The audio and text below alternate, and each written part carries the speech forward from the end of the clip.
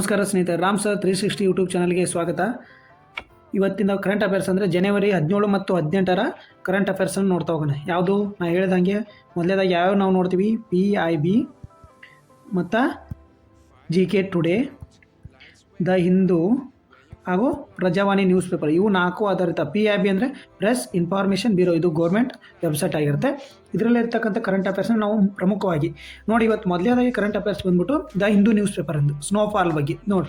ಸ್ನೋಲೆಸ್ ಅಂತೇಳಿ ಇಲ್ಲಿ ಹಿಂದೂ ಬಂದಿತ್ತು ನೋಡಿ. ಹಿಂದೂ ನ್ಯೂಸ್ ಪೇಪರ್ ಆರ್ಟಿಕಲಲ್ಲಿ ಬಂದಿರೋದು ಏನಾಗಾದರೆ ಬಂದಿರತಕ್ಕಂಥ ಆರ್ಟಿಕಲ್ ಏನು, ವೆಸ್ಟರ್ನ್ ಡಿಸ್ಟರ್ಬೆನ್ಸ್ ಅನ್ನು ಭಾರತಕ್ಕೆ ಒತ್ತು ತರುವ ಮಾರುತಗಳು ಯಾವುವು ನೋಡಿ. ವೆಸ್ಟರ್ನ್ ಡಿಸ್ಟರ್ಬೆನ್ಸ್ ಅಂತಂದರೆ ನಿಮ್ಗೆ ಏನು ಗೊತ್ತಾ? ವೆಸ್ಟರ್ನ್ ಡಿಸ್ಟರ್ಬೆನ್ಸ್ ಇದ್ರ ಮಾಹಿತಿ ಇದು UPSC ಕ್ವಶನ್ ಆಗಿರ್ತಕ್ಕಂಥದ್ದು. 4-5 ಬಾರಿ UPSC ಕ್ವಶನ್ ಇದು.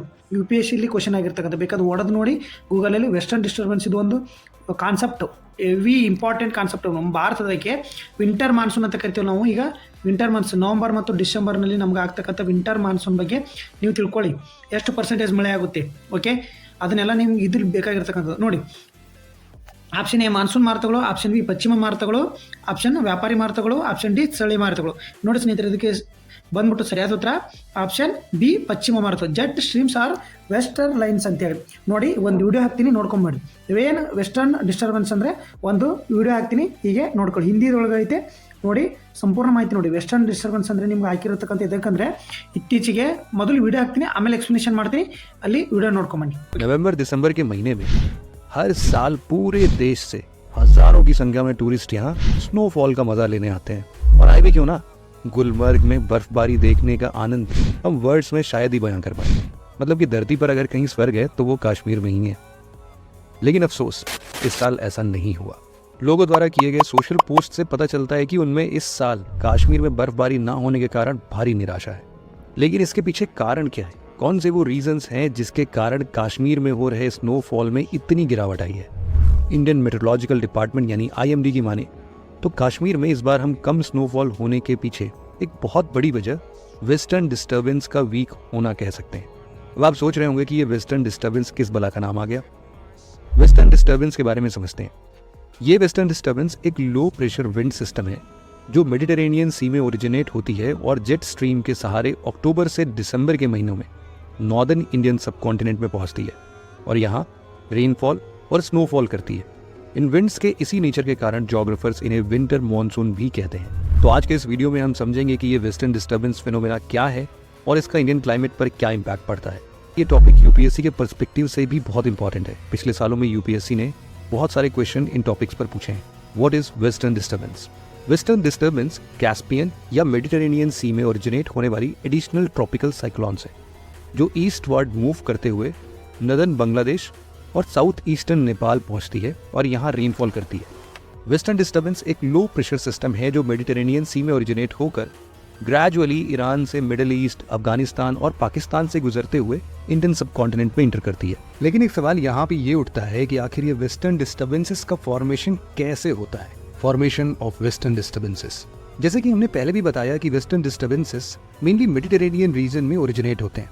लेकिन मेडिटेरेनियन रीजन में ऐसा खास क्या है भाई? दरअसल वेस्टर्न डिस्टर्बेंस जहां ओरिजिनेट होती है यानी मेडिटेरेनियन रीजन सब ट्रॉपिकल रीजन में लाई करता है। आपको बता दें कि ये सब ट्रॉपिकल रीजन एक हाई प्रेशर जोन होता है जहां पोल से आ रही polar winds cold air mass की तरह काम करती है और ट्रॉपिकल एरियाज जैसे कि इक्वेटर से आ रही वार्म एयर मासेस यहाँ पर मेडिटेरेनियन सी के आपस में मिलते हैं और इनके बीच में लड़ाई होती है। तो इक्वेटर से आ रही विंड पुश करती है पोलर वाले विंड को और पोलर से आ रही विंड पुश करती है इक्वेटर वाले ट्रॉपिकल एरियाज वाले विंड को। और इसी तरीके से इनके इस युद्ध के पश्चात एक साइक्लोजेनेसिस टाइप का कुछ फॉर्म होता है।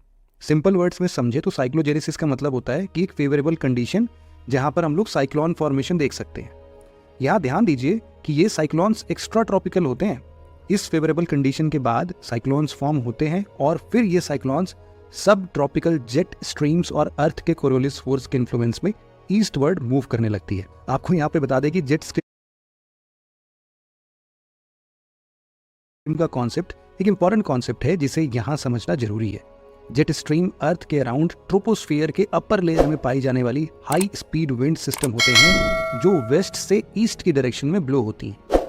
इसके अकरेंस की बात करें तो ये दोनों हेमिस्फीयर में 20 डिग्री लैटिट्यूड से लेकर पोल्स तक पाए जा सकते हैं। Western disturbance cyclonic winds Mediterranean sea से तो मॉइस्चर कैप्चर करते ही हैं, लेकिन साथ ही साथ ये अपने रास्ते में पड़ने वाले कैस्पियन सी, डेड सी और दूसरे वाटर बॉडीज से भी खूब सारा मॉइस्चर पिक कर लेते हैं। और ये मूव कहाँ कर रहे हैं? ऊपर आसमान में, ईस्ट डायरेक्शन की ओर। इसी तरह ये मॉइस्चर वाली विंड्स ईस्टवर्ड ट्रैवल करती हुई हमारे हिमालयाज के पास पहुंच जाती हैं और वहां पर ये पीक्स से टकराती हैं। हिमालय से टकराने के बाद ना ये विंड्स इंडियन प्लेन्स की ओर मुड़ जाती हैं और यहाँ रेनफॉल और स्नोफॉल करती हैं।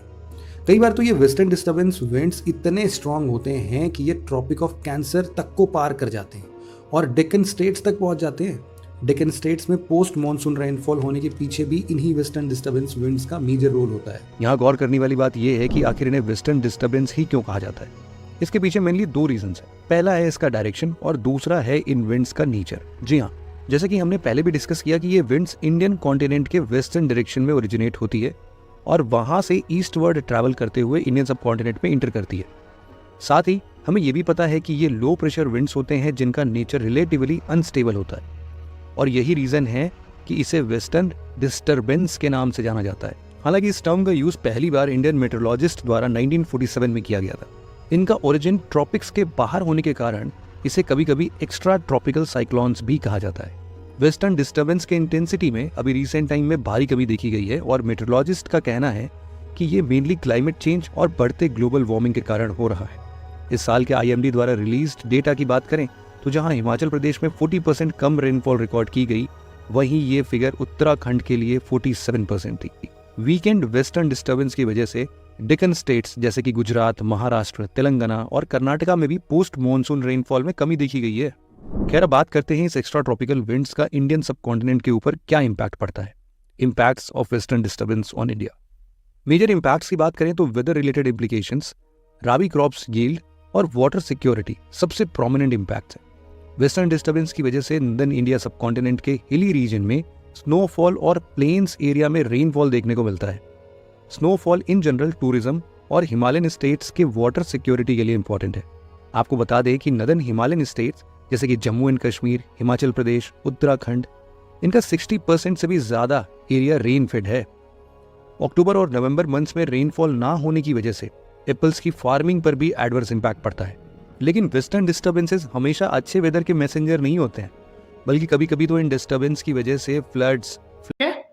ನೋಡಿ, ವಿಡಿಯೋ ನೋಡಿದ್ರಲ್ಲ, ವಿಡಿಯೋದಲ್ಲಿ ನಿಮ್ಗೆ ಹೇಳಾಗಿರ್ತಕ್ಕಂತೆ ಇತ್ತೀಚೆಗೆ ಹಿಮಾಲಯ ಪ್ರದೇಶದಲ್ಲಿ ಯಾವುದೇ ಸ್ನೋಫಾಲ್ ಇಲ್ಲ. ಗುಲ್ಮಾರ್ಗ್ ಅಂತೆ ಗುಲ್ಮಾರ್ಗ್ ಅಂದೆ ಅತಿ ಹೆಚ್ಚು ಸ್ನೋಫಾಲ್ ಆಗ್ತಕ್ಕಂಥದ್ದು ಭಾರತದ ಏನು ಪ್ರದೇಶ ಆಗಿರುತ್ತೆ ಗುಲ್ಮಾರ್ಗ್. ಅಲ್ಲಿ ಭಾರತೀಯ ಪ್ರವಾಸಿಗರು ಪ್ರತಿ ವರ್ಷ ಮನಾಲಿ ಇಂತಲ್ಲೆಲ್ಲ ಹೋಗ್ಬಿಟ್ಟು ಸ್ನೋಫಾಲ್ ಜೊತೆಗೆ ಏನು ಭೂಮಿ ಮೇಲೆ ಸ್ವರ್ಗ ಅಂತೇಳಿ ಇದು ಮಾಡಿರ್ತಾರೆ. ಆದರೆ ಇತ್ತೀಚೆಗೆ ಅಲ್ಲಿ ಸ್ನೋಫಾಲ್ ಇಲ್ಲ ಅಂತೇಳಿ ನ್ಯೂಸ್ ಪೇಪರ್ ಮತ್ತು ಸೋಷಿಯಲ್ ಮೀಡಿಯಾದಲ್ಲಿ ನೀವು ನ್ಯೂಸ್ ಆಗ್ತಾ ಇರೋದನ್ನು ನೋಡಿದಿರ. ಓಕೆ, ಅದು ಎಲ್ಲಿಂದ ನೋಡಿ, ಈಗ ನಿಮ್ಗೆ ಅದು ಹಿಂದಿ ಒಳಗಡೆ ಅರ್ಥ ಆಗ್ಲಿಕ್ಕಂದ್ರೆ ಕನ್ನಡದಲ್ಲಿ ಸ್ವಲ್ಪ ಹೇಳ್ತೀನಿ ಕೇಳಿಲಿ.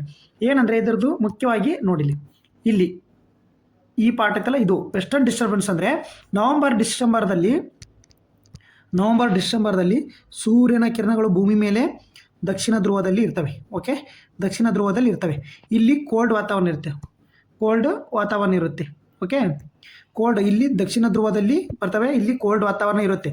ಹಾಗಂದರೆ ವೆಸ್ಟರ್ನ್ ಡಿಸ್ಟರ್ಬೆನ್ಸ್ ಹುಟ್ಕೊಂತಕ್ಕಂಥದ್ದು ಎಲ್ಲಿ ಹಾಗಾದರೆ ಇಲ್ಲಿ ಕ್ಯಾಸ್ಪಿಯನ್ ಸಮುದ್ರ ನೋಡಿ, ಇದು ಕ್ಯಾಸ್ಪಿಯನ್ ಸಮುದ್ರ, ಇದು ಮೆಡಿಟೇರಿಯನ್ ಸಮುದ್ರ. ಕ್ಯಾಸ್ಪಿಯನ್ ಸಮುದ್ರ ಮತ್ತು ಮೆಡಿಟೇರಿಯನ್ ಸಮುದ್ರದಲ್ಲಿ ಯಾವ ಥರದಾಗಿ ವೆಸ್ಟರ್ನ್ ಲೈನ್ಸ್ ಹೆಂಗೆ, ವೆಸ್ಟರ್ನ್ ಮಾರುತಗಳು ಹೆಂಗೆ ಹುಟ್ಕೊಂತವಂದರೆ ಪಶ್ಚಿಮ ಮಾರುತಗಳು ಹೆಂಗೆ ಹುಟ್ಕೊಂತವಂದರೆ ನೋಡಿ, ಸೂರ್ಯನ ಬೆಳಕುಗಳು ಇಲ್ಲಿ ಬೀಳೋದ್ರಿಂದ ನವಂಬರ್ ಡಿಸೆಂಬರ್ದಲ್ಲಿ ಇಲ್ಲೇ ಹೀಟ್ ಪ್ರೊಡ್ಯೂಸ್ ಆಗುತ್ತೆ. ಅಂದರೆ ನೋಡಿ, ಯಾವತ್ತೂ ಅಧಿಕ ಒತ್ತಡದಿಂದ ಕಡಿಮೆ ಒತ್ತಡ ಕಡೆಗೆ ಗಾಳಿ ಚಲಿಸುತ್ತೆ. ಓಕೆನಾ, ಅಂದರೆ ಅಧಿಕ ಒತ್ತಡ ಇಲ್ಲಿ ಹೀಟ್ ಆದಾಗೆ ಅಧಿಕ ಒತ್ತಡ ಆಗಿ ಕಡಿಮೆ ಒತ್ತಡ ಕಡೆಗೆ ಗಾಳಿ ಚಲಿಸುತ್ತೆ.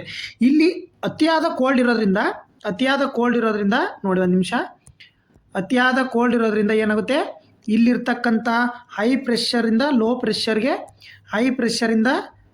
ಪ್ರೆಷರ್ಗೆ ಬರ್ತಾ ಇರ್ತವೆ. ಓಕೆ, ಹೈ ಪ್ರೆಷರಿಂದ ಲೋ ಪ್ರೆಷರ್ಗೆ ಬರುವಾಗ ನೋಡಿ, ಈ ಕಡೆಯಿಂದ ಇಲ್ಲಿ ಮಾರುತಗಳು ಬರ್ತವೆ, ಇಲ್ಲಿಂದ ಬರ್ತವೆ ಹೈ ಪ್ರೆಷರಿಂದ ಲೋ ಪ್ರೆಷರು. ಇವು ಎರಡು ಇಲ್ಲಿ ಬಂದು ಮೆಡಿಟೇರಿಯನ್ ಸಮುದ್ರ ಮತ್ತು ಕ್ಯಾಸ್ಪಿಯನ್ ಸಮುದ್ರದಲ್ಲಿ ಈ ಥರ ಸೈಕ್ಲೋನ್ ಫಾರ್ಮೇಷನ್ ಆಗುತ್ತೆ. ಸೈಕ್ಲೋನೈಸಿಸ್ ಅಂತ ಕರೀತಾರೆ. ಈ ಥರ ಫಾರ್ಮೇಷನ್ ಆಗಿಬಿಟ್ಟು ಇವು ಹಿಂಗೆ ವಿಂಡ್ ಹೆಂಗೆ ಬೀಸ್ತಾ ಇರ್ತಂದರೆ ನವಂಬರ್ ಡಿಸೆಂಬರ್ದಲ್ಲಿ ಆ ಕಡೆಯಿಂದ ಪಶ್ಚಿಮದಿಂದ ಪೂರ್ವ ಕಡೆಗೆ ಬೀಸ್ತಾ ಇರ್ತವೆ. ಇಲ್ಲಿಂದ ನಮ್ಮದು ಕಜಕಿಸ್ತಾನ್, ಇರಾನಿಂದ ಏನು ಪಾಕಿಸ್ತಾನದಿಂದ ಇಂಡಿಯಾಕ್ಕೆ ಬಂದು ಇಲ್ಲಿ ನಮ್ಮದು ಹಿಮಾಲಯ ಪರ್ವತ ಐತಲ್ಲ, ಇಲ್ಲಿ ಹಿಮಾಲಯ ಪರ್ವತ ಇದನ್ನು ತಡೆದು ನಿಲ್ಲಿಸುತ್ತದೆ. ಆವಾಗ ನಮ್ಮ ಭಾರತದ ಹಿಮಾಲಯ ಪರ್ವತಕ್ಕೆ ಏನಾಯ್ತವೆ, ಮಳೆ ಮತ್ತು ಹಿಮಪಾತ, ಮಳೆ ಅಥವಾ ಹಿಮಪಾತ ಉಂಟಾಗುತ್ತದೆ. ಗೊತ್ತಾಯ್ತಾ? ಇಲ್ಲಿ ಹಿಮಪಾತ ನಮ್ಮ ನವಂಬರ್ ಡಿಸೆಂಬರ್ದಲ್ಲಿ ಎದಕ್ಕೆ ಟೂರಿಸ್ಟ್ ಪ್ಲೇಸ್ ಆಗಿ ಇದು ಮಾಡಿರ್ತಾರೆ, ಇಲ್ಲಿ ನಮ್ಮದು ಹಿಮಪಾತ ಅಥವಾ ಮಳೆ ಉಂಟಾಗುತ್ತದೆ. ಬಟ್ ಈ ಸರ್ತಿ ನಮಗೆ ಯಾವುದೇ ಥರಂಥ ವಿಂಟರ್ ಮಾನ್ಸೂನ್ ಆಗಿಲ್ಲ. ಯಾಕಂದರೆ ಇಲ್ಲಿ ಸೈಕ್ಲೋನು ಶಿಫ್ಟ್ ಆಗಿದೆ. ಯಾಕಂದರೆ ವಾರ್ಮಿಂಗ್, ಗ್ಲೋಬಲ್ ವಾರ್ಮಿಂಗ್ ಅಥವಾ ಏನಂತ ಕರೀತಾರೆ, ಕ್ಲೈಮೇಟ್ ಶಿಫ್ಟ್ ಅಂತ ಕರೀತಾರೆ. ಇವು ಎಷ್ಟು ದುರ್ಬಲವಾಗಿರ್ತಾವಲ್ಲ, ಇಲ್ಲಿ ನಮ್ಮ ಭಾರತಕ್ಕೆ ನಮಗೆ ಮಳೆ ಪ್ರಮಾಣ ಕಡಿಮೆ ಆಗುತ್ತೆ. ನೋಡಿ 2013ರಲ್ಲಿ ಎಲ್ಲಿ ಈಶಾನ್ಯ ರಾಜ್ಯಗಳಲ್ಲಿ ಏನಾಗಿತ್ತು, ನಮ್ಮದು ಫ್ಲಡ್ ಆಗಿತ್ತು. ಆದ್ದರಿಂದ ನೋಡಿ ಇಲ್ಲಿ ಇದು ನಮಗೆ ಇಂಪಾರ್ಟೆಂಟು. ನಮಗೆ ಎದಕ್ಕೆ ಮಳೆ ಆಗೋದು, ಇಲ್ಲಿ ಹಿಮಪಾತ ಮತ್ತು ಅಥವಾ ಇಲ್ಲಿ ವಿಂಟರ್ ಮಾನ್ಸೂನ್ ಆಗೋದು ಎದಕ್ಕೆ ಇಂಪಾರ್ಟೆಂಟ್ ಅಂದರೆ, ವೆಸ್ಟರ್ನ್ ಡಿಸ್ಟರ್ಬೆನ್ಸ್ ಆಗೋದು ಎದಕ್ಕೆ ಇಂಪಾರ್ಟೆಂಟ್ ಅಂದರೆ, ನಮ್ಮ ಹಿಮಾಲಯದ ನದಿಗಳು ಏನು ಮಾಡ್ತವೆ, ಅತಿಯಾದ ನೀರನ್ನು ಹೊಂದುತ್ತವೆ. ಅಲ್ಲಿಗಂತ ನಮಗೆ ನೋಡಿ, ಇಲ್ಲಿ ರಾಗಿ ಪಾಗಿ ಬೆಳೀತಿರ್ತಾರಲ್ಲ, ಅಲ್ಲಿ ಇಂಪಾರ್ಟೆಂಟ್ ಕಾರ್ಖಾನೆಗಳಿದಾವಲ್ಲ, ಅಲ್ಲಿಗೆ ಇಂಪಾರ್ಟೆಂಟ್ ಆಗುತ್ತೆ. ನಮಗೆ ವೆಸ್ಟರ್ನ್ ಡಿಸ್ಟರ್ಬೆನ್ಸ್ ಆಗಲಿಲ್ಲ ಅಂದರೆ ನಮಗೆ ಉತ್ತರ ಭಾರತಕ್ಕೆ ಮಳೆ ಕಡಿಮೆ ಆಗುತ್ತೆ. ಆದ್ದರಿಂದ ನಮಗೆ ವೆಸ್ಟರ್ನ್ ಡಿಸ್ಟರ್ಬೆನ್ಸು ಅತಿ ಮುಖ್ಯವಾಗಿರುತ್ತೆ. ಗೊತ್ತಾಯ್ತಲ್ಲ? ಇದು ನಿಮಗೆ ಶಾರ್ಟ್ ಆ್ಯಂಡ್ ಇನ್ಫಾರ್ಮೇಷನ್ ಗೊತ್ತಾಯ್ತಲ್ಲ? ಓಕೆ, ನೆಕ್ಸ್ಟ್ ಕ್ವಶನ್ ಹೋಗೋಣ. ಈ ವಿಡಿಯೋ ನೋಡಿದ್ರಿ, ಇದನ್ನು ನೋಡಿದ್ರಿ, ಅರ್ಥ ಆಯ್ತೈತಿ. ಇದು UPSC ಕ್ವಶನ್ ಆಗಿರುತ್ತೆ ನೋಡಿ ಸ್ನೇಹಿತರೆ, ಇದು UPSC ಕ್ವಶನು. ಓಕೆ, UPSCಲಿ ಭಾಳ ಸರಿ ಕೇಳಿದಾನೆ ಕ್ವಶನ. ಇದು ವೆಸ್ಟರ್ನ್ ಡಿಸ್ಟರ್ಬೆನ್ಸ್ ಮೇಲೆ ನೋಡ್ಕೊಳ್ಳಿ. ಇದು ಆರ್ಟಿಕಲ್ ಯಾವುದು, ದ ಹಿಂದೂದೊಳಗಡೆ ಆರ್ಟಿಕಲ್ ಬಂದಿರತಕ್ಕಂಥದ್ದು. ಓಕೆ, ನೆಕ್ಸ್ಟ್ ಕ್ವಶನ್ ನೋಡೋಣ. ನೋಡಿ, ಈ ಥರ ನೀವು ಓದಬೇಕಾಗುತ್ತೆ. ಸುಮ್ಮನೆ ಮೇಲೆ ಓದಿದ್ರೆ ಆಗಲ್ಲ. ನೋಡಿ, ಭಾರತದ 77ನೇ ಗಣರಾಜ್ಯೋತ್ಸವದ 2020 ಮುಖ್ಯ ಅತಿಥಿಗಳೇ ಭಾಗವಹಿಸುತ್ತವರು ಯಾರು? ನೋಡಿ, ನೆಕ್ಸ್ಟ್ ಕ್ವಶನ್ ಬಂದೇ ಬರುತ್ತೆ. ಯಾಕೆ ಪ್ರತಿ ವರ್ಷ ಬರ್ತಾರೆ. ಯಾವ್ದಾರು KA ಎಕ್ಸಾಮ್ ಆಗಲಿ ಏನಾಗಲಿ ನಡೀಲಿ, ಅಥವಾ SSC GD ಈ ಗ್ರೂಪ್ ಡಿ ಯಾರು ಬಂದರೆ ಇದು ಕ್ವಶನ್ ಇದ್ದೇ ಇರುತ್ತೆ. ನೋಡಿ, ಜೋ ಬೈಡೆನ್, ಆಂಟೋನಿಯಾ ಲೂಯಿ ಮತ್ತು ಸ್ಯಾಂಟೋಸ್ ದ ಕೋಸ್ಟಮಾ, ಉರ್ಸುಲಾ ವಾನ್ ಡೆರ್ ಲೇಯನ್ ಇವರು, ಮತ್ತು Emmanuel Macron, Rishi Sunak. Emmanuel Macron 2023, Rishi Sunak 2024. ಈ ಸರಿ ಬರ್ತಕ್ಕಂಥದ್ದು option B, Antonio Luis, Santos da ಕೋಸ್ಟಮಾನ್, ಉರ್ಸುಲಾ ವಾನ್ ಡೆರ್ ಲೇಯನ್. ನೋಡಿ ಬಂದಿರತಕ್ಕಂಥದ್ದು. 77ನೇ ಗಣರಾಜ್ಯೋತ್ಸವಕ್ಕೆ ಐರೋಪ್ಯದ ಒಕ್ಕೂಟದ ನಾಯಕರಾಗಿ ವಿದೇಶಾಂಗ ಸಚಿವಾಲಯ. ನೋಡಿ, ನವದೆಹಲಿಯಲ್ಲಿ ಭಾರತ 77ನೇ ಗಣರಾಜ್ಯೋತ್ಸವ ಮುಖ್ಯ ಅತಿಥಿಗಳಿಗೆ ಐರೋಪ್ಯ ಒಕ್ಕೂಟದ 2 ಉನ್ನತ ನಾಯಕರು ಭಾಗವಹಿಸಲಿದ್ದಾರೆ ಎಂದು ವಿದೇಶಾಂಗ ಸಚಿವಾಲಯ ಪ್ರಕಟಿಸಿದೆ. ಯಾರ್ಯಾರು ನೋಡಿ, ಯುರೋಪಿಯನ್ ಕೌನ್ಸಿಲ್ನ ಅಧ್ಯಕ್ಷ ಆಂಟೋನಿಯೋ ಲೂಯಿ ಸ್ಯಾಂಟೋಸ್. ಇವರೇನು ಯುರೋಪಿಯನ್ ಕೌನ್ಸಿಲ್ ಐತಲ್ಲ, ಅವ್ರದ್ದು ಅಧ್ಯಕ್ಷರವರು. ಓಕೆ, ನೆಕ್ಸ್ಟ್ ಯಾರು, ಯುರೋಪಿಯನ್ ಕಮಿಷನ್ ಅಧ್ಯಕ್ಷ ಉರ್ಸುಲಾ ವಾನ್ ಡೆರ್ ಲೇಯರ್ ಅವರು. ಇವರಿಬ್ಬರು ನಮಗೆ ಭಾರತಕ್ಕೆ ಆಗಮಿಸಲಿದ್ದಾರೆ. ಹಂಗಂದ್ರೆ ನೋಡಿ, 2004ರಿಂದ ಕಾರ್ಯತಂತ್ರಕ್ಕೆ ನಮ್ಮದು 2004ರಿಂದ ನೋಡಿ, ಇವು ಭಾರತ ಒಕ್ಕೂಟ ನಮ್ಮದು ವ್ಯಾಪಾರದಲ್ಲಿ ಅವಾಗಿನಿಂದ ಒಪ್ಪಂದ ಆಗಿದ್ದ. ಅದಕ್ಕೋಸ್ಕರ ಎಷ್ಟು ವರ್ಷ ಆಯ್ತು ನಾವೀಗ, 22 ವರ್ಷ ಒಪ್ಪಂದ. ನೋಡಿ, ಜನವರಿ 27 ನಡೆಯುವ 16ನೇ ಭಾರತ ಐರೋಪ್ಯ ಒಕ್ಕೂಟದ ಶೃಂಗಸಭೆ ಸಹ ಅಧ್ಯಕ್ಷತೆಯನ್ನು ಅವರು ವಹಿಸಲಿದ್ದಾರೆ. ಹಂಗಂದ್ರೆ ಐರೋಪ್ಯ ಒಕ್ಕೂಟ ಎಲ್ಲಿ ಭಾಗವಹಿಸುತ್ತೆ, ಹಂಗಂದ್ರೆ ಯುರೋಪಿಯನ್ ಯೂನಿಯನ್ನಲ್ಲಿ ಭಾಗವಹಿಸುತ್ತೆ. ಭಾರತ ಮತ್ತು ಯುರೋಪಿಯನ್ ಸಹ ಅಧ್ಯಕ್ಷ, ಅದು ಭಾರತದಲ್ಲಿ ಇರೋ ಸಂಬಂಧ ಅವರು ಇಲ್ಲಿ ಅದಕ್ಕೋಸ್ಕರ ಬರ್ತಾ ಇರೋದು. ಅವ್ರನ್ನೇ ಮೇನ್ ಅತಿಥಿಯಾಗಿ ತೊಗೊಂಡಿರ್ತಕ್ಕಂಥದ್ದು. ಇವ್ರನ್ನ ನೆನಪಿಟ್ಕೊಳ್ಳಿ. ಓಕೆ, ಹಂಗಂದ್ರೆ ನೋಡಿ, ಇಲ್ಲಿ ಇದು ಮಾಹಿತಿ ನೋಡಿ. ಕಾರ್ಯಕ್ರಮ ಏನು, 2026 77ನೇ ಗಣರಾಜ್ಯೋತ್ಸವ. ಅದನ್ನು ಕೇಳ್ಬೋದು ಒಬ್ಬರು, ಅದಕ್ಕೂ ನೆನಪಿಲ್ಲ. ಮುಖ್ಯ ಅತಿಥಿಗಳು ಆಂಟೋನಿಯೋ ಕೋಸ್ಟಾ ಮತ್ತು ಉರ್ಸುಲಾ ವಾನ್ ಡೆರ್ ಲೇಯನ್. ಪ್ರಮುಖ ಚರ್ಚೆಯನ್ನು ಭಾರತ ಮುಕ್ತ ವ್ಯಾಪಾರ ಒಪ್ಪಂದ. ಈಗ ಆಲ್ರೆಡಿ ನಾವು UK ಜೋಡಿ ಮುಕ್ತ ವ್ಯಾಪಾರ ಒಪ್ಪಂದ ಮಾಡೀವಿ. ನ್ಯೂಜಿಲ್ಯಾಂಡ್ ಜೋಡಿ ಐತೆ. ನೆಕ್ಸ್ಟ್ ಈಗ ಯುರೋಪಿಯನ್ ಯೂನಿಯನ್ ಜೋಡಿ. ನೆಕ್ಸ್ಟ್ ನೋಡಿ, ಶೃಂಗಸಭೆ 16ನೇ ಭಾರತ ಐರೋಪ್ಯ ಮತ್ತು ಒಕ್ಕೂಟ ಶೃಂಗಸಭೆ. ಇಷ್ಟು ನೆನಪಿಟ್ಕೊಳ್ಳಿ, ಇದ್ರದ್ದು ಶಾರ್ಟ್ ಆ್ಯಂಡ್ ಸ್ವೀಟ್ ಮಾಹಿತಿ. ನೆಕ್ಸ್ಟ್ ಕ್ವಶನ್ ನೋಡಿ, ಇದು ಆರ್ಟಿಕಲ್ ಬಂದಿರತಕ್ಕಂಥದ್ದು ಪ್ರಜಾವಾಣಿಯಲ್ಲಿ. ನೋಡಿ, ಇತ್ತೀಚೆಗೆ ಸುದ್ದಿಯಲ್ಲಿ ಆಪರೇಷನ್ ಸ್ವದೇಶ್ ಯಾವುದಕ್ಕೆ ಸಂಬಂಧಿಸಿದೆ? ಉಕ್ರೇನಿಂದ ಭಾರತೀಯರನ್ನು ಕರೆತರುವುದು, ಇರಾನಿಂದ ಸಿಲುಕಿದ 9,000 ಭಾರತೀಯರನ್ನು ಸುರಕ್ಷಿತವಾಗಿ ಕರೆತರುವುದು, ಇಸ್ರೇಲಿಂದ ಭಾರತೀಯ ಸ್ಥಳಾಂತರಿಸುವುದು, ವಿದೇಶಿ ಹೂಡಿಕೆಯನ್ನು ಭಾರತಕ್ಕೆ ಆಕರ್ಷಿಸುವುದು. ನೋಡಿ, ಸರಿಯಾದ ಉತ್ತರ ಬಂದ್ಬಿಟ್ಟು ಎಲ್ಲರಿಗೂ ಗೊತ್ತಿದೆ, ಇರಾನಿಂದ ಸಿಲುಕಿದ 9,000 ಭಾರತೀಯರನ್ನು ಸುರಕ್ಷಿತವಾಗಿ ಕರೆತರ್ತಕ್ಕಂಥದ್ದು. ನೋಡಿ, ನ್ಯೂಸ್ ಪೇಪರ್ ಬಂದಿರೋದು. ಇದನ್ನಷ್ಟೇ ನೋಡ್ಕೊಳ್ಳಿ, ಇದ್ರ ಬಗ್ಗೆ ಅಷ್ಟೇ. ಸ್ವದೇಶ ಆಪರೇಷನ್ 9,000 ಯಾರು ಮಾಡಿದ್ದಾರೆ ಅಂದರೆ ವಿದೇಶಾಂಗ ಸಚಿವಾಲಯದ ಪ್ರಕಾರ ವಕ್ತಾರ ರಣಧೀರ್ ಜೈಸ್ವಾಲ್ ಶುಕ್ರವಾರ ತಿಳಿಸಿದ್ದಾರೆ. ಇಷ್ಟು ಮಾಹಿತಿ ಇರಲಿ ಇದಕ್ಕೆ. ನೆಕ್ಸ್ಟ್ ನೋಡಿ, ಕೇಂದ್ರ ಸರ್ಕಾರ ಬಿಡುಗಡೆ ಮಾಡಿದ ಸ್ಟಾರ್ಟ್ಅಪ್ ಶ್ರೇಯಾಂಕದಲ್ಲಿ ಕರ್ನಾಟಕ ಯಾವ ವಿಭಾಗದಲ್ಲಿ ಸ್ಥಾನ ಪಡೆದಿದೆ? ನೆಕ್ಸ್ಟು ವಿಡಿಯೋ ನೋಡುವಾಗ ಯಾರೋ HD ಪೇಪರ್ ಹಾಕಿ ಅಂದ್ರಿ, ನೀವು ಸ್ವಲ್ಪ HD ಇಟ್ಟು ನೋಡಿ. ಯಾಕಂದ್ರೆ ನ್ಯೂಸ್ ಪೇಪರ್ ನಾವು ಡೌನ್ಲೋಡ್ ಮಾಡ್ಕೊಂಡು ಹಾಕೋದು ಸ್ವಲ್ಪ HD ರೆಸೊಲ್ಯೂಷನ್ ಕಡಿಮೆ ಆಗುತ್ತೆ. ನೀವು ಸ್ವಲ್ಪ HD ಜಾಸ್ತಿ 720 HD ಇಟ್ಟು ನೋಡಿ. ಓಕೆ, 720 HD ಇಟ್ಟು ನೀವು ನೋಡಿ. ಓಕೆ, ನೆಕ್ಸ್ಟ್ ನೋಡಿ, ಉತ್ತಮ ಸಾಧಕ, ಅತ್ಯುತ್ತಮ ಸಾಧಕ, ಉದಯೋನ್ಮುಖ ನಾಯಕ, ಆಶಾದಾಯಕ. ನೋಡಿ, ಇದು ಯಾವ ನೀತಿ ಆಯೋಗ ಪ್ರತಿ ವರ್ಷ ಬಿಡುಗಡೆ ಮಾಡುತ್ತೆ, ನೀತಿ ಆಯೋಗ.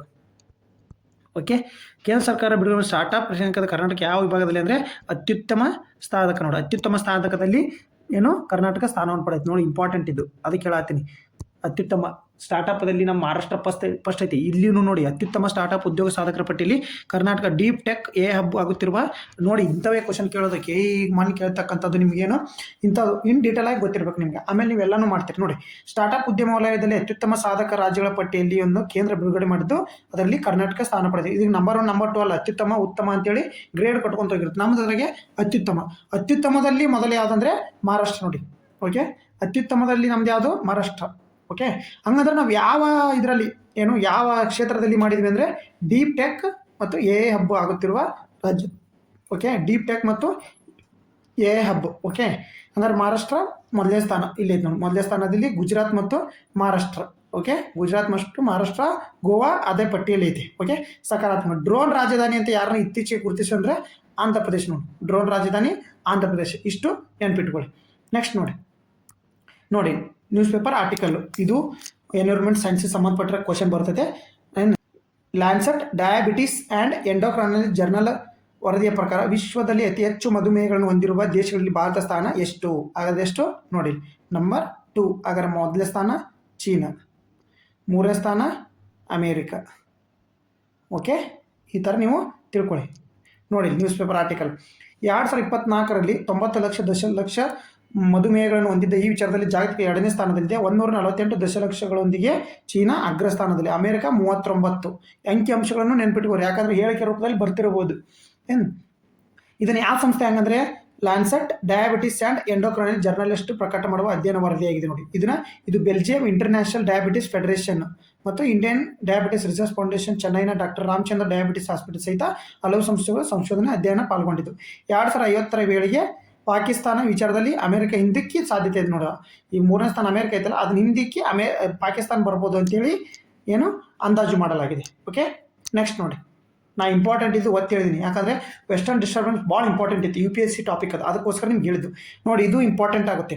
ಇತ್ತೀಚೆಗೆ ಸುದ್ದಿಯಲ್ಲಿ ಕರ್ನಾಟಕದ ಮೊದಲ ಚಿರತೆ ಸಂರಕ್ಷಿತ ಪ್ರದೇಶ ಎಂದು ಘೋಷಿಸಲಿರುವ ಪ್ರದೇಶ ಯಾವುದು? ಅತ್ತಿವೇರಿ, ಕಲಬುರಗಿ ಜಿಲ್ಲೆ ಚಿತ್ತಾಪುರ ತಾಲೂಕು, ಬಂಡೀಪುರ, ಮಲೆಮಹದೇಶ್ವರ ಬೆಟ್ಟ. ಗೊತ್ತಾ?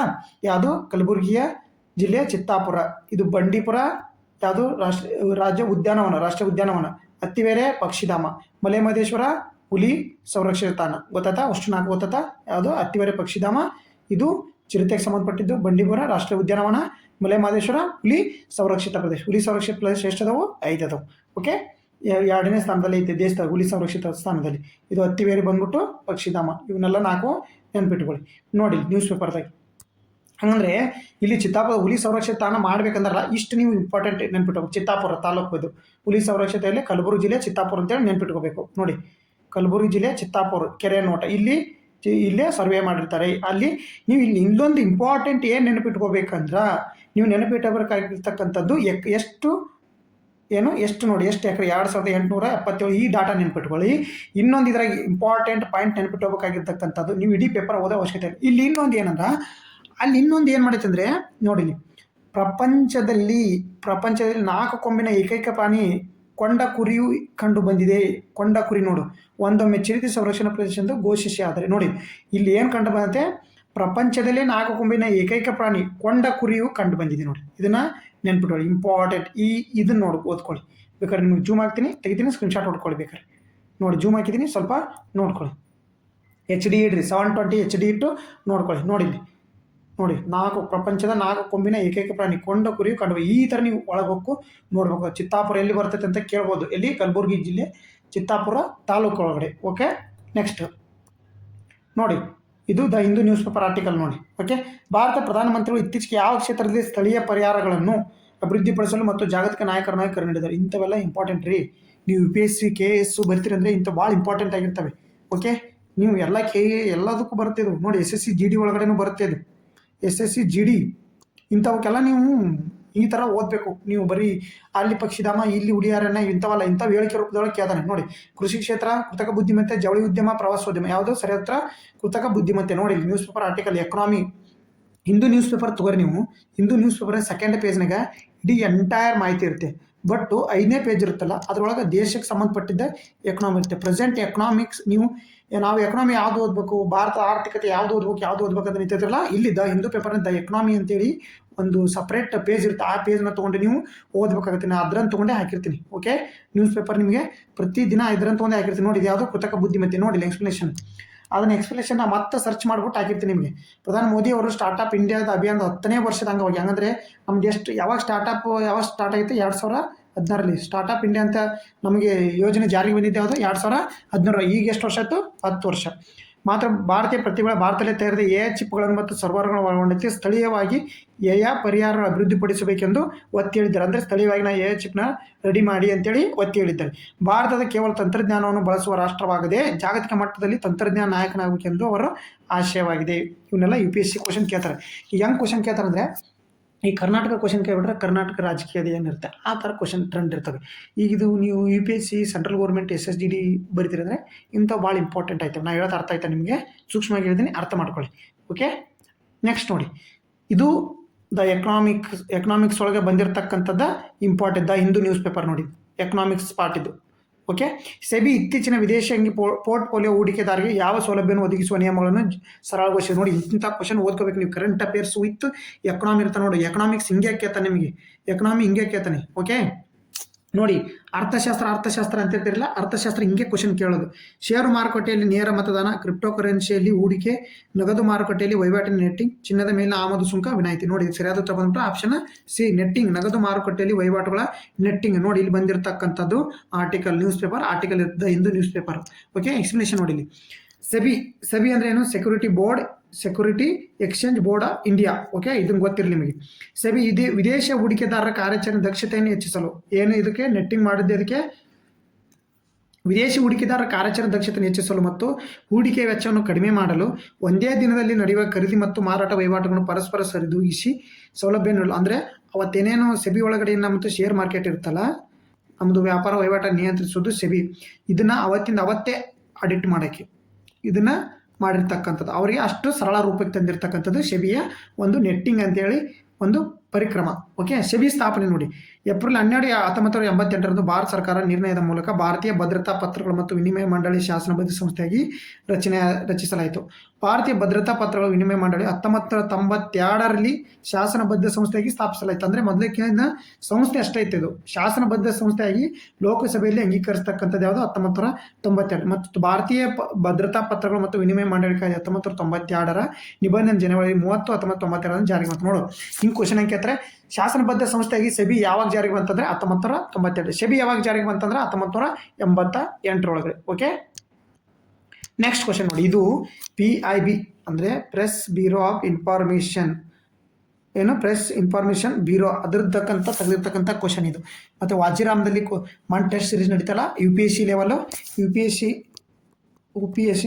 ಟೆಸ್ಟ್ ವೀಕ್ಲಿ ಟೆಸ್ಟ್ ಸೀರೀಸ್ ನಡೆದಿರ್ತಕ್ಕಂಥಲ್ಲ ಕ್ವಶನ್ ಆಗಿರುತ್ತೆ ಇದು. ಉಮಾನಿಯಾ ಉಪಕ್ರಮವು ಕಾರ್ಯಗತಗೊಳಿಸಲು ಯಾವ ವೇದಿಕೆಯನ್ನು ಬಳಸಲಾಗುತ್ತದೆ? ನೋಡಿ, ಉಮಾನಿಯಾ ವೇದಿಕೆ ನೋಡಿ, ಉಮಾನಿಯಾ ವೇದಿಕೆ ಇದು ಗೊತ್ತಾ? ಸರ್ಕಾರಿ ಮಾರ್ಕೆಟ್ ಪ್ಲೇಸ್, ಏನು? GEM ಅಂತ ಕರೀತಾರೆ, ನೆನ್ಪಿಟ್ಟು.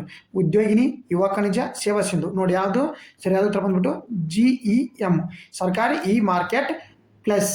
ಓಕೆ, ನೋಡಿ ಇಲ್ಲಿ ಎಕ್ಸ್ಪ್ಲನೇಷನ್ ನೋಡಿ. ಇದನ್ನು GEM ಪೋರ್ಟಲ್ ಅಂದ್ರೆ ಏನು? ಉಮೇನಿಯಾ ಇನಿಷಿಯೇಟಿವ್ ಬಗ್ಗೆ ನೋಡ್ಕೊಳ್ಳಿ, ಎರಡು ನೋಡ್ಕೊಳ್ಳಿ. ಫಸ್ಟ್ ಉಮೇನಿಯಾ ಇನಿಷಿಯೇಟಿವ್ ನೋಡ್ಕೊಳ್ಳಿ, ಆಮೇಲೆ GEM ಪೋರ್ಟಲ್ ನೋಡ್ಕೊಂಡು. ಇದು ನೋಡಿ, ಉಮೇನಿಯಾ ಅಂತ ಅನ್ನೋದು ಇದನ್ನು 2019ರಲ್ಲಿ ಪ್ರಾರಂಭಿಸಲಾಯಿತು. ಓಕೆ, 2019ರಲ್ಲಿ ಸ್ಟಾರ್ಟ್ ಆದ ಇನಿಷಿಯೇಟಿವ್, ವುಮೆನ್ಗೋಸ್ಕರ ಸ್ಟಾರ್ಟ್ ಆದ, ಹೆಣ್ಮಕ್ಳಿಗೋಸ್ಕರ ಸ್ಟಾರ್ಟ್ ಆದ.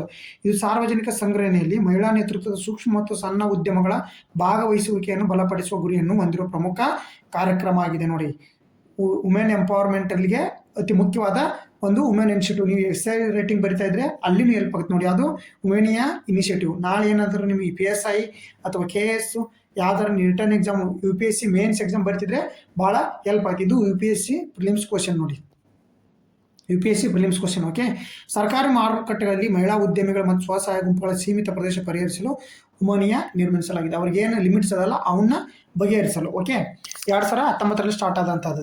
ಸರ್ಕಾರ ಈ ಮಾರ್ಕೆಟ್ ಪ್ಲೆಕ್ಸ್ ಸಂಕ್ಷಿಪ್ತವಾಗಿ ಜಮ್ ಎಂದು ನಾವು ಕರೆಯಲ್ಪಡುತ್ತೆ. ಇದು ಸರಕು ಮತ್ತು ಸೇವೆಗಳ ಖರೀದಿ ಮತ್ತು ಮಾರಾಟವನ್ನು ಸಕ್ರಿಯಿಸುವ ಡಿಜಿಟಲ್ ವೇದಿಕೆ. ಇದೊಂದು ಡಿಜಿಟಲ್ ಪೋರ್ಟಲ್ ಆಗಿದೆ.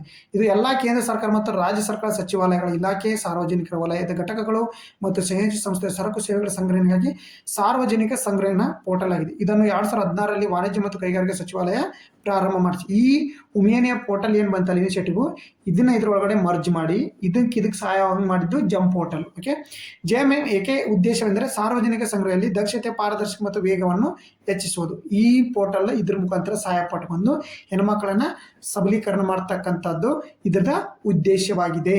ಓಕೆ, ಈಗ ಮಾಡಿರ್ತಕ್ಕಂಥದ್ದು 2026 ಜನವರಿಲಿ ಮಾಡಿರ್ತಕ್ಕಂಥದ್ದು. ಇದ್ರೊಳಗಡೆ ಅಳವಡಿಕೆ ಮಾಡಿರ್ತಕ್ಕಂಥದ್ದು ಮೂಲ ನೋಡಿ PIB. ಇದ್ರ ಮೂಲ ಇದೆ. PIB ಅಂದರೆ ಪ್ರೆಸ್ ಬ್ಯೂರೋ ಇನ್ಫಾರ್ಮೇಷನ್, ಗೌರ್ಮೆಂಟ್ ವೆಬ್ಸೈಟಿಂದ ತಂದಿರ್ತಕ್ಕಂಥ ಮಾಹಿತಿ ಆಗಿರ್ತಿದೆ ಸ್ನೇಹಿತರೆ.